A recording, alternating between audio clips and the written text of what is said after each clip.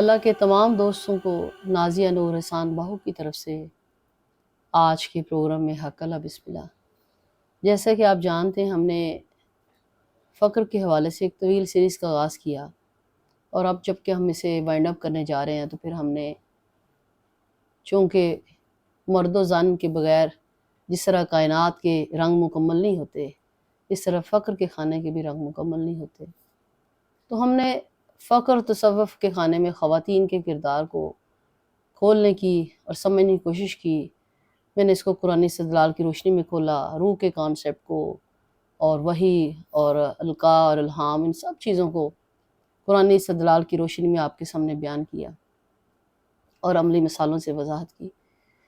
پچھلے پروگرام میں جب ہم نے ذکر کرتے ہیں میں نے آپ کو بتایا کہ اولیاء کرام خواتین کی تعداد جو ہے، مورخ نے بڑی ہی تنگ نظری سے کام لیا اور اس کو چند الف جو ہے خواتین تک، یا کہہ سکتے ہیں چند سینکڑوں تک محدود کر دی، حالانکہ ایسا نہیں ہے۔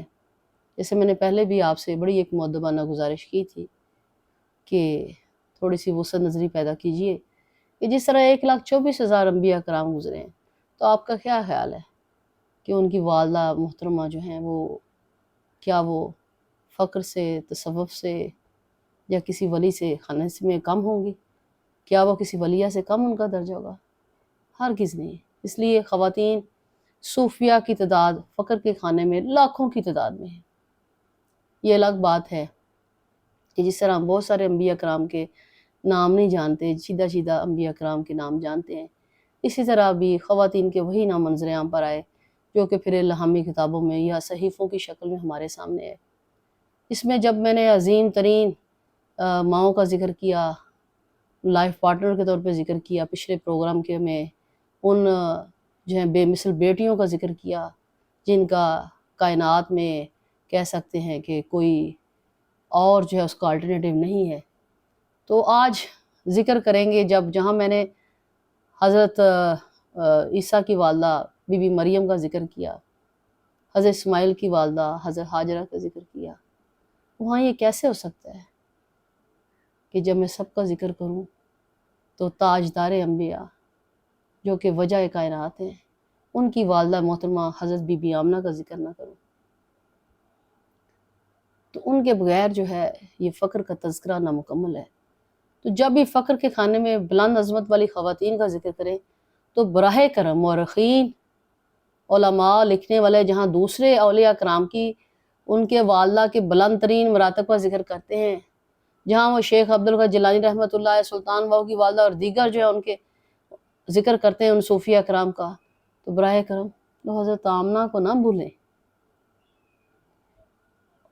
وہ تاجدار انبیاء، وجہ کائنات، سرکار دو عالم صلی اللہ علیہ وسلم کی والدہ محترمہ سیدہ طاہرہ طیبہ زاہدہ حضرت آمنہ رضی اللہ تعالیٰ عنہ کو ذکر نہ بھولیں، کیونکہ حضرت آمنہ کے ذکر کے بغیر فقر کا خانہ مکمل نہیں ہوتا، اور فقر کے خانہ کعبہ کا حقیقی مطلب بھی آپ کو سمجھ نہیں آ سکتا۔ بے شک سلام اے آمنہ، آپ پر بے حد بے حساب سلام، تا ابد تا قیامت سلام۔ حضرت آمنہ اپنے جہ و نسب، سیرت و کردار، حسن و جمال میں بے مثال ہے۔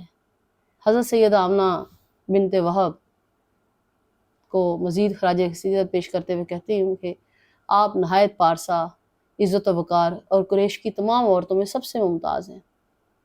بے شک کچھ اشعار میرے ذہن میں بڑے خوبصورت سے آ رہے ہیں کہ صدقے تم پر دل و جاں نثار آمنہ، صدقے تم پر دل و جاں نثار آمنہ، تم نے بخشا دین و ایمان سب کو آمنہ، کل جہاں کی مائیں ہو تم پر فدا، کل جہاں کی مائیں ہو تم پر فدا، تم محمد صلی اللہ علیہ وسلم کی بنی ماں آمنہ، جو ملا تم سے ملا آمنہ، جو ملا تم سے ملا آمنہ۔ وجہ کائنات، ظہور کائنات، آپ اور میری وجہ، تخلیق کی وجہ، انہوں نے ہمیں تحفتاً پیش کی۔ ہم حضرت آمنہ کے بے حد ممنون ہیں کہ ہمیں نبی صلی اللہ علیہ وسلم کی شکل میں وہ بے مثل، وہ خوبصورت ترین، اس کے لیے میرے پاس الفاظ نہیں ہے، روشن ترین آسمان فخر کا سلطان الفقر عطا کیا، جس کے لیے رہتی دنیا تک میں اور آپ اس کے ممنون رہیں گے۔ حضرت سیدنا کے آمنہ کے بلند فقر کا اس سے اندازہ لگایا جا سکتا ہے کہ حضرت سیدنا آمنہ رضی اللہ تعالیٰ فرماتی ہیں کہ جب آپ صلی اللہ علیہ وسلم کا نور میرے بطن میں منتقل ہوا تو میں جہاں جاتی وہاں ابر مجھ پر سایہ کرتا۔ سبحان اللہ، کیا مقام ہے اس عورت کا۔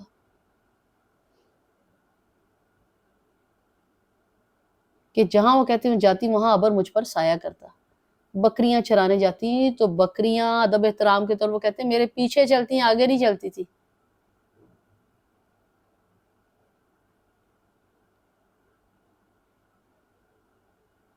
جب نبی کے صلی اللہ علیہ وسلم کا احترام واجب تو ان کی والدہ کا بھی ہم پر احترام جو ہے وہ واجب ہے۔ کلمہ طیبہ سے کلمہ طیبہ آیا۔ پھر آپ فرماتی ہیں کہ میں جب کنویں سے پانی بھرنے جاتی تو پانی آسانی سے اوپر آ جاتا، مجھے کوئی زیادہ تگ و دو نہیں کرنے پڑتی، اور جب میں سوتی تو حوریں جھولا جھلاتی، ٹھنڈی ہوائیں دیتی، کیوں نہ دیتی۔ پھر آپ فرماتی ہیں کہ روز ایک نبی میرے خواب میں آتے اور مبارکباد پیش کرتے اور فرماتے کہ مبارک ہو آپ آخری نبی صلی اللہ علیہ وسلم کی والدہ محترمہ ہے۔ ہر نبی جب ان کو ٹریبیوٹ پیش کر رہا ہے تو پھر ہم کیوں نہ کریں، ہم پیچھے کیوں رہیں، ہم اس عظیم ماں کے کردار کو، ان کی سیرت کو کیسے نہ ٹریبیوٹ پیش کریں۔ تھوڑا سا آگے بڑھتے ہیں اب نبی کی صلی اللہ علیہ وسلم کی والدہ محترمہ کے سامنے۔ اب جہاں صحابہ کرام کا اہم رول رہا ہے فخر خانے میں، وہیں اسلام اور دین کی اشاعت میں اور نبی کی صلی اللہ علیہ وسلم کے حوالے سے مختلف صحابیات کا بھی بڑا اہم رول رہا ہے۔ اس کو تھوڑا سا میں یہاں پہ کھولوں گی کہ سن اگر 550 سے 615 کا عرصہ جو ہم تھوڑا سا اس کو انالیسس کریں تو پھر ہمیں نبی کے صلی اللہ علیہ وسلم کی ان کی امت، ان کی کمیونٹی کی پہلی رکن نظر آتی ہے، جن کا نام تھا سمیہ بنت خیاط۔ وہ نہ صرف پہلی شاہدہ شہید بنی بلکہ ان کے شوہر یاسر بن عامر کو ایکچولی اسلام قبول کرنے پر شہید کیا گیا تھا۔ تو سمیہ بنت خیاط، انہوں نے بڑا ہی ان کا کردار گنا جاتا ہے، ان کے بلند مرتبے کو سلام۔ پھر آگے تھوڑا سا بڑھتے ہیں تو قرآن مجید میں بھی ذکر کیا گیا ہوا ہے، تھوڑا سا اس کو اور ایک صحابی خاتون کا، خولہ بنت الازوار، انہوں نے یونٹ کی مسلمانوں کی فتح میں اہم کردار ادا کیا، اور مسلمان کے جو تاریخ اٹھا کے دیکھے بہترین فوجیوں میں ان کا شمار ہوتا ہے، جری ترین عورتوں میں ان کا شمار ہوتا ہے۔ انہوں نے خلافت راشدہ کے لیے بڑا اہم کردار ادا کیا اور اپنے بھائی درار کے ساتھ مل کر لڑی۔ تو خولہ بنت الازوار کو تاریخ کی بڑی جو خواتین فوجیوں میں سے ایک قرار دیا گیا ہے۔ اس سے پہلے کہ ہم تھوڑا سا اور آگے بڑھیں اور شیخ عبدالقادر جیلانی کی والدہ محترمہ کا اولیاء کی فہرست کھولیں، یہاں پر میں کچھ صحابیت کے نام جہاں ذکر کرنا چاہوں گی، جن کا فقر کے خانے میں اور جن کا تصوف کے خانے میں اور اسلام اور دین کی اشاعت میں انہوں نے بڑا اہم کردار ادا کیا۔ تو ان میں ایک بنت ارقم ہے، پھر آمنہ بنت محسن ہے، پھر عروی بنت حارث ہے، عروی بنت عبدالمطلب ہے، اسماء بنت نعمان ہے، اسماء بنت ابی بکر ہیں، اسماء بنت یزید ہیں، اسماء بنت امیس ہیں، امامہ بنت زینب ہیں، پھر امامہ بنت حمزہ ہیں، ام حبیبہ ہیں، ام جو ہیں وہ بنت ملحان ہیں، ام حکیم ہیں، ام خالد ہیں، اور ام کبریٰ ہیں، ام صائب ہیں، ام سلمہ ہیں، ام سلیم، ام شریک، ام ابیس، ام عفیف نہدیہ، ام عمارہ، ام کلثوم، بنت عقبہ، ام کلثوم بنت علی، ام کلثوم بنت محمد، ام کلثوم بنت ابو بکر، ام منظور بنت محمود، ام بانی بنت ابی طالب، ام ایمن جویریہ بنت حارث، اس کے بعد جوانہ بنت ابی طالب، جمیلہ بنت سعد، جمیلہ بنت ثابت، اور یہاں پہ میں نے کیا جمیلہ بنت ابی طالب، حفظہ بنت عمر، اور حبیبہ بنت ام حبیبہ، حلیمہ سعدیہ۔ اب یہ ذرا غور کریں کہ جہاں نبی کی صلی اللہ علیہ وسلم کو والدہ کا، اور وہاں حلیمہ سعدیہ کا بھی صحابیات عورتوں کی طرح ان کا نام درج ہے، جن کی گود میں آپ صلی اللہ علیہ وسلم پرورش پائی اور دودھ پیا، ان کا کتنا بلند درجہ ہے، نہیں ہونا تھا؟ تو ان کو بھی فخر کے خانے میں مت بھولیں۔ حلیمہ سعدیہ، حمنہ بنت حبش، حوا انصاریہ، خدیجہ بنت خویلد، خنسہ، خولہ بنت سامر، خولہ بنت حکیم، ربی بنت نظر، ربی بنت معوذ، رقیہ بنت محمد، رملہ بنت ابو سفیان، رملہ بنت شیبہ، ریحانہ بنت زید، ریتا بنت منبع، رفیدہ بنت سعد انصاریہ، زنیرہ رومیہ، زینب بنت ابو معاویہ، زینب بنت ابی سلمہ، زینب بنت حج، زینب بنت خزیمہ، زینب بنت علی، زینب بنت محمد، زینب بنت معزوم، صفانہ بنت حاتم، سہلہ بنت سہیل، سلمہ بنت امیس، سودا بنت سما، سمیہ بنت خبات، سیرین زوجہ حسان، شفا بنت عبداللہ،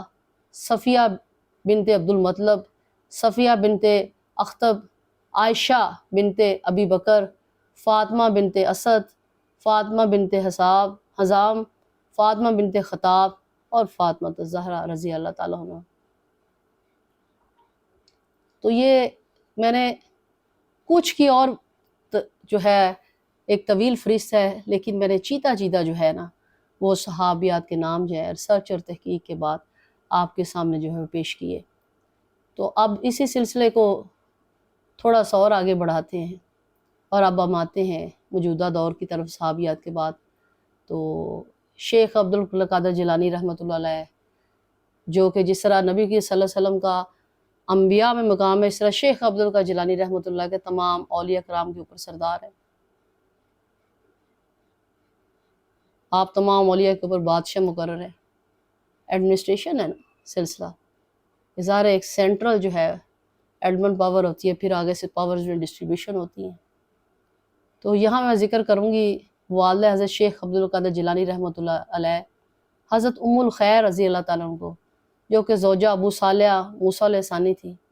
آپ ام الخیر کے نام سے جانی جاتی ہیں، اور آپ غوث اعظم، محی الدین، باز اشب، شیخ عبد القادر جیلانی، جو سب اولیاء کے سردار ہیں، کی والدہ محترمہ تھی۔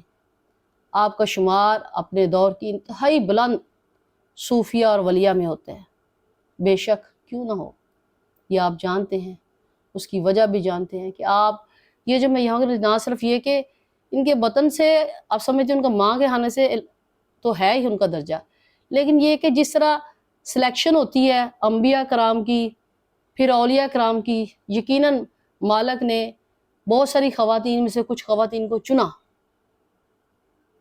ان کے بلند کردار کی وجہ سے، ان کی سیرت کی وجہ سے،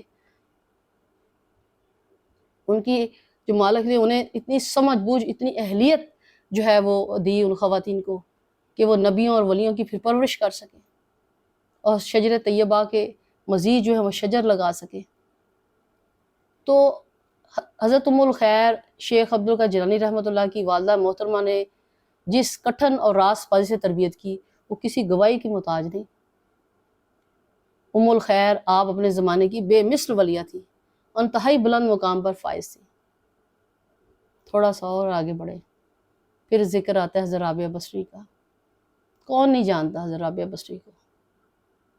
یہ الگ بات ہے کہ ہم نے تو نعوذ باللہ کفار سے بڑھ گئے ہیں، جہاں خدا پر، انبیاء کرام پر الزامات لگائے، ہم نے نیک مردوں نیک عورتوں پر بھی طرح طرح کے الزام لگائے، خدا تعالیٰ ہمیں اس شرک سے اور اس لعنت سے محفوظ رکھے۔ میں اس لیے یہاں پہ تھوڑا ذکر کر رہی ہوں، اگلے دن یہ کوئی صاحب تھے تو انہوں نے کہا کہ جی ہاں جی تو حضرت رابعہ بصری نے تو اس طرح سے تھی، وہ تو نہیں کی تھی، وہ تو مردوں، نعوذ باللہ نے کہا جی وہ تو بیٹھتی تھی مردوں کے پاس یہ ہو۔ بھائی مجھے بتائے کہ تجھے وہ خواب میں بتا کے گئی تھی یا بطون بتا کے گیا تھا تجھے، یا تم پر وحی نازل ہوئی تھی؟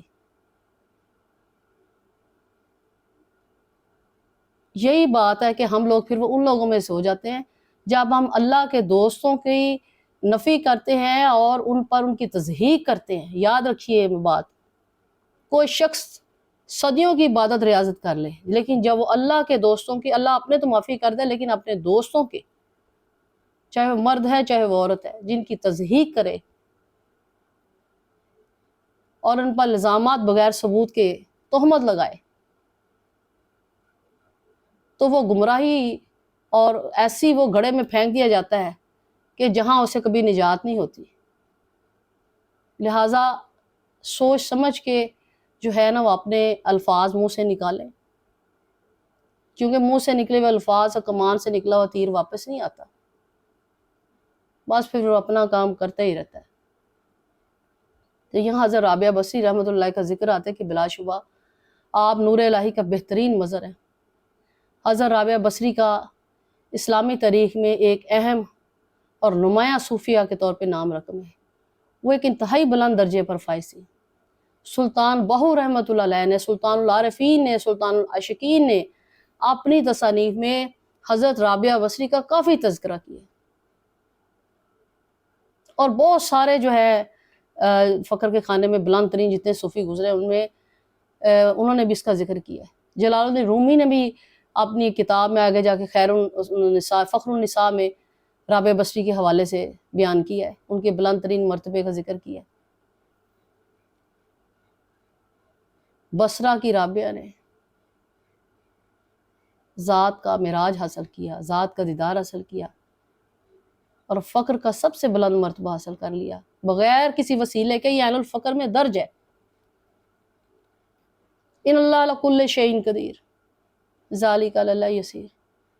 وہ جسے چاہتا ہے، جو چاہتا ہے، جتنا چاہتا ہے دیتا ہے، وہ ہر چیز پہ قادر ہے۔ وہ تو ایک سسٹم ہے، اس کو کسی وسیلے کی ضرورت نہیں ہے، آپ اسے پکاریں تو صحیح۔ تو حضرت رابعہ بصری سے کسی نے، عین الفقر میں پھر درجہ ہے کہ حضرت رابعہ بصری رحمۃ اللہ سے کسی نے نفس، شیطان اور دنیا کے متعلق سوال کیا تو آپ نے جواب دیا کہ میں اپنے اللہ کی یاد اور محبت میں اس طرح مستغرق ہوں کہ مجھے دنیا، نفس اور شیطان کا خیال ہی نہیں گزرتا۔ سبحان اللہ، یہ اتنی فرصت ہی نہیں ہے ذات کے دیدار سے، ذات کے تصور سے، ذات کے ذکر سے، معراجیت کی منازل سے ہے کہ دنیا، نفس اور شیطان کا خیال ہی نہیں گزرتا۔ پھر ایک دفعہ عین الفقر میں درج ہے کہ حضرت رابعہ بصری سے کسی نے پوچھا کہ آپ کس لیے عبادت کرتے ہیں؟ آپ نے فرمایا کہ میں جنت اور دوزخ کے خوف سے بالا تر ہو کر اللہ تعالیٰ کی عبادت کرتی ہوں۔ حضرت رابعہ بصری رحمۃ اللہ نے عرفانیت کو ایک نئی جہد، جدت اور معرفت عطا فرمائی اور بلندی عطا فرمائی۔ یہاں میں حضرت رابعہ بصری کے رحمۃ اللہ کے چند اقوال پیش کروں گی، بڑے مشہور اقوال ہیں ان کے، کہ اللہ کی طلب، غور کیجئے گا، اس میں بہت بڑا فقر کا راز بھی ہے کہ اللہ کی طلب اور نفس دونوں یکجا نہیں ہوتے۔ ایمان کامل کی پھر فرماتی ہیں، ایمان کامل کی دولت ان کو ملتی ہے جو اللہ کے مقرب اور محبوب ہوتے ہیں۔ پھر آپ فرماتی ہیں جب تک معبود کو پہچان نہ لیا جائے اس کی عبادت کس طرح سے ہو سکتی ہے؟ دیکھیں یہ سیلف ریکگنیشن، فلسفہ خودی اور فلسفہ فقر کو اس ایک لائن میں رابعہ بصری نے سمو دیا ہے۔ پہلے اپنی پہچان تو کر کہ تو کیا کرنے آئی ہوئی ہے، پھر جو ہے فردن سلسلہ جو ہوتا ہے۔ پھر آپ فرماتی ہیں دنیا جو ہے بظاہر دوست کی مانت ہے لیکن اندر سے دشمن ہے۔ ظاہر ہے ہر چمکتی چیز سونا نہیں ہوتی ہے، دنیا تو واقعی آنکھوں کو خیرہ کر دیتی ہے، کیونکہ ہمیں رزلٹ نظر آ رہا ہوتا ہے تو ہم بے یقین سے ہو جاتے ہیں۔ پھر آپ فرماتی ہیں کہ جہنم کے خوف اور جنت کی طلب سے بے نیاز عبادت انسان کو مقام محمود تک پہنچا دیتی ہے۔ اب اس پر غور کریں کہ ایک تو ان کا عبادت بے ریا ہو، اس میں خلوص اتنا طالب خال سے مولا ہو انسان کہ نہ اسے جنت کا لالچ ہو نہ جہنم کا خوف ہو، تو اصل میں ایسی ریاضت، ایسی عبادت، ایسی شریعت، ایسی معرفت، ایسی طریقت ہی انسان کو مقام محمود تک، مقام معراج تک پہنچاتی ہے۔ پھر آپ فرماتی ہیں کہ اللہ کے کرم سے وہی لطف اندوز ہو سکتا ہے جسے اللہ اپنا قرب عطا کرے، بے شک اس میں کوئی شک نہیں ہے۔ وہ جسے چاہتا ہے جو چاہتا عطا کرتا ہے، میں جسے چاہتا ہوں دین کی سمجھ بوجھ عطا کرتا ہوں۔ تو آپ جو ہے اس سلسلے میں تھوڑا سا غور و فکر کریں کہ کس طرح سے جو ہے وہ مختلف جو ہیں خواتین نے اہم کردار ادا کیا۔ پھر ہم تھوڑا سا آگے آتے ہیں حضرت بی بی راسی رحمۃ اللہ کی طرف۔ آپ سلطان بہو کی والدہ محترمہ ہیں، آپ انتہائی پکیزہ اور نور مظہر اور عالمہ خاتون تھی۔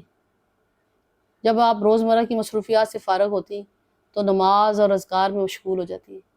سلطان بہو رحمۃ اللہ اپنی والدہ محترمہ راسی بی بی کے لیے اپنی کتاب عین الفقر میں خراج تحسین پیش کرتے ہیں، فرماتے ہیں اراستی اراستی از راستی راسی بربوت غفران و رحمت، کہ میری والدہ مطلب بی بی راسی جو ہے سچائی، جس کا مطلب یہ ہے کہ بی بی راسی کون ہے؟ بی بی راسی سچائی میں گندی ہوئی اور پروئی ہوئی ہیں۔ پھر آگے وہ دعائیں اندازے فرماتے ہیں اے اللہ اپنی خاص عنایت اور رحمت ان پر عطا فرما۔ ایک اور جگہ فرماتے ہیں نہاد باہو مادر باہو نام، نہاد ہو باہو راستم باہو۔ اس کا ترجمہ کچھ یوں بنتا ہے کہ بہو کی والدہ محترمہ نے باہو نام ان کا اس لیے رکھا، میرے مرشد کی بھی عطا ہے میرے نام کے ساتھ باہو۔ بعض لوگوں کے خیال میں ہوگا میں باہو کیوں لگاتی، اس کا مطلب ہے اللہ ساتھ۔ تو بہو کی والدہ محترمہ نے باہو نام اس لحاظ سے، سلطان بہو رحمۃ اللہ میرے روحانی باپ بھی ہیں، اور ان کی والدہ نے ان کا نام آپ جانتے اس لیے رکھا کہ ان کے فرزند عظیم ہمیشہ ہو کے سنگ رہے، کہ اللہ کو نہ صرف وہ پریکٹیکلی جو ہے نا وہ ہو کے سنگ رہے۔ تو سلطان بہو رحمۃ اللہ نے اپنی والدہ محترمہ کو کئی مقامات پر اپنی تصانیف میں اپنا نام باہو رکھنے پر خراج تحسین پیش کیا ہے۔ بے شک راسی بی بی کو سلام ان کی تربیت پر، ان کے بلند مرتبے پر۔ تو راسی بی بی رابعہ بصری کی طرح مقام ہو کے بلند مقام سے منسلک تھی، اور آپ فنا فی اللہ کے مقام پر فائز تھیں۔ سلطان بہو نے دوسرے بلند مرتبہ صوفیہ کرام کی طرح ابتدائی تربیت والدہ محترمہ سے حاصل کی۔ بلا شبہ ماں کی گود بہترین درسگاہ ہوتی ہے۔ اوپر سے اگر خاتون بلند پائے کی صوفیہ بھی ہو تو کیا سونے پہ سہاگا ہے۔ تو محکم الفقر میں سلطان بہو رحمۃ اللہ فرماتے ہیں کہ حضور حق کی مشق، تربیت، ریاضت اور مقام میں نے اپنی والدہ محترمہ کے ذریعے جو ہے پایا۔ تو اس طرح سے سلطان بہو رحمۃ اللہ علیہ نے اپنی والدہ محترمہ کو خراج عقیدت پیش کیا، اور راسی بی بی ہم نے یہاں مقام کو کھولا اور سلطان بہو کی نظر سے اور اپنی نظر سے اس کو سمجھنے کی کوشش کی۔ تو تھوڑا سا پھر آج پروگرام تھوڑا سا طویل ہو جائے گا، تو میں اس کو یہاں پہ وائنڈ اپ کرتی ہوں، اور اگلے پروگرام میں پھر ہم مزید جو ہے کچھ امپورٹنٹ جو ہے صوفی خواتین کے بارے میں یہ سلسلہ کھولیں گے۔ تھوڑا سا میں ذکر کروں یہاں پر کہ عبد الرحمن جو تھے مسلمان نے اپنی کتاب ذکر صوفیات المتعبدات میں کافی خواتین صوفیہ کا ذکر کیا ہے۔ بالخصوص انہوں نے عائشہ بنت ابو عثمان نیشا پوری کا یہاں میں ذکر کرتے ہوئے چیزوں کو وائنڈ اپ کروں گی کہ آپ حضرت عائشہ مشہور صوفی عثمان بنت عثمان نیشا پوری کی صاحبزادی تھی۔ تو عبد الرحمن جو ہے مسلمہ اپنی کتاب میں لکھتے ہیں کہ ابو عثمان کی نسب سے وہ انتہائی برگزیدہ اور بلند مرتبہ پر فائز خاتون تھی۔ آپ فرماتی ہیں، آپ کے مشہور ترین جو فقر کی رمز ہے وہ میں نے یہ بتائی کہ صرف اللہ کی حقیقی خوشی ہی حقیقی خوشی ہے، باقی ہر شے ختم ہونے والی ہے۔ اور اصل غم کیا ہے؟ بتا دیا کہ حقیقی خوشی اللہ کے ساتھ وابستہ ہے، اور اصل غم بھی کی بھی انہوں نے ڈیفینیشن کر دی کہ اصل غم یہ ہے کہ اگر کوئی خدا کی رحمت اور رحم سے محروم ہو جائے نا تو یہی اصل غم ہے۔ بس ہمیں یہ دعا کرنی چاہیے، آپ کو اور مجھے اس بات پر تفکر کرنا چاہیے، اسے معرض وجود کرنا چاہیے کہ اپنی خوشیوں کو اس حقیقی اور لفانی ذات کے ساتھ وابستہ کرنا چاہیے جس کے نائب کی حیثیت سے ہم دنیا میں آئے ہیں، اور یہ دعا کرنی چاہیے کہ ہم خدا کی رحمت اور رحم سے محروم نہ رہ جائیں۔ یعنی دوسرے الفاظ میں یہاں یہ عرض کرتی چلتی ہوں کہ یہاں پر کہ کل من علیہ فان، انہوں نے یہاں پر قرآن استدلال کی تشریح کر دی۔ حضرت عائشہ بنت جو ہے عائشہ بنت ابو عثمان نیشا پوری، جو یہ صوفی ولیہ گزری ہیں، تو انہوں نے اصلی کہ صرف جو ہے خود اللہ کی ہی بقا ہے۔ پھر انہوں نے اس میں یہ بھی کھول کے بیان کر دیا کہ رحمان کی رحمانیت اسم اللہ ذات کو ہی صرف بقا حاصل ہے، میں نہیں، بس تو ہی تو، حاصل زندگی بس یہی ہوتا ہے اور یہی ہونا چاہیے۔ اس کے ساتھ ہی میں آج کے پروگرام کو وائنڈ اپ کرتی ہوں۔ انشاءاللہ اگلے پروگرام میں ہم فقر اور خواتین کو تھوڑا سا اور آگے بڑھیں گے اور مکمل بھی کریں گے، اور اس طرح فقر کا خانہ جو ہے انشاءاللہ تعالی اس میں ایک اہم موضوع جو ہے تکمیل کو پہنچے گا۔ تو میں نہیں، بس تو ہی تو، حاصل زندگی ہمارا یہی ہونا چاہیے۔ اس کے ساتھ ہی اجازت چاہتی ہوں۔ حق اللہ، بسم اللہ۔